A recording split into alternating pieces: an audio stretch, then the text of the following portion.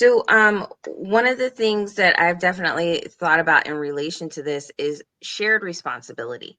Okay. And I mentioned it a little bit before in terms of oftentimes the leader tends to be pegged as, oh, all of this weight, all of this stuff is on you, versus being able to distribute that more evenly and clearly define the roles and expectations of other people who are also sharing in this responsibility with you.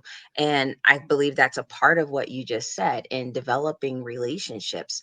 Um, because if every piece of the organization is like its own standing part and it's not interacting as much as it could be, then they kind of stay as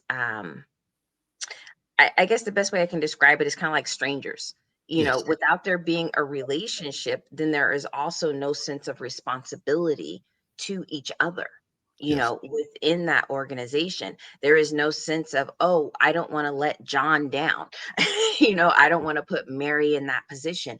And that's a sense of shared responsibility instead of just saying, oh, well, I passed it off to them. That's on them. Whatever happens, it's not mine anymore, but a sense of having those types of relationships, that type of interdependence. I talk a lot about interdependence when it comes to personal relationships, but interdependence exists a lot within companies and organizations because this organization doesn't exist like as a sole Yeah. entity with a whole bunch of smaller entities within it, and they don't interact. So I think it's really important for people to understand that interdependence, that shared responsibility, that building of relationships absolutely helps when you're kind of spreading it all out and evening that sense of stress, responsibility, goal setting, goal achieving.